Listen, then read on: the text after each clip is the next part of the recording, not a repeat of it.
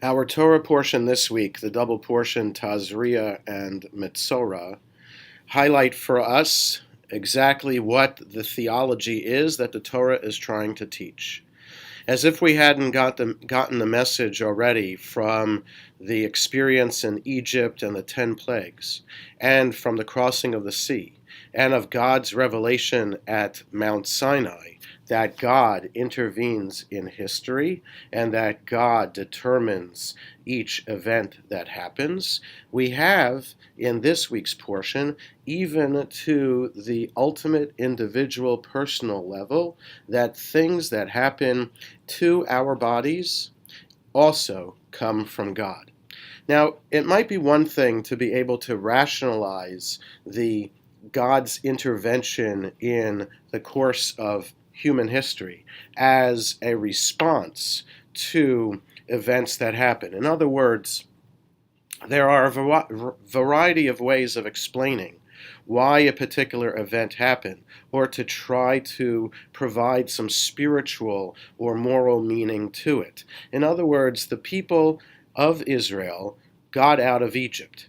How they got out of Egypt is a question that historians have tried to answer, that is, academic scholars. But the record that we have in the Torah is a religious explanation of how we got out of Egypt. That, in other words, the only way to explain it is that God was involved.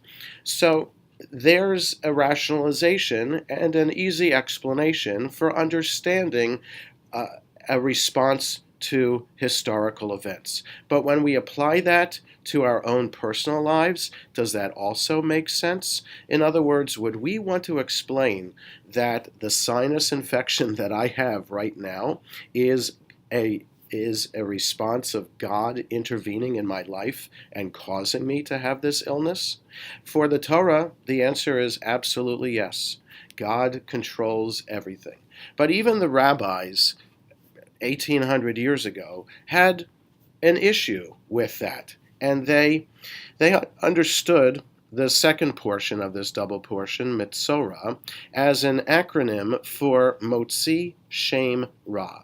That, in other words, the description here of a person with skin diseases is, and the process of the Kohen examining it, and the quarantine, and the sacrificial offerings, etc., are all a result of someone being punished for gossiping.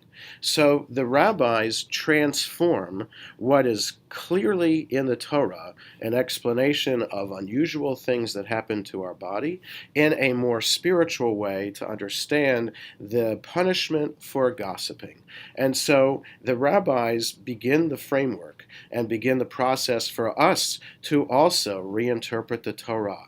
If we have an issue with the very unusual, outdated, to put it lightly, portions of unusual things that happen in our body, then we have the right to reinterpret just as the rabbis did.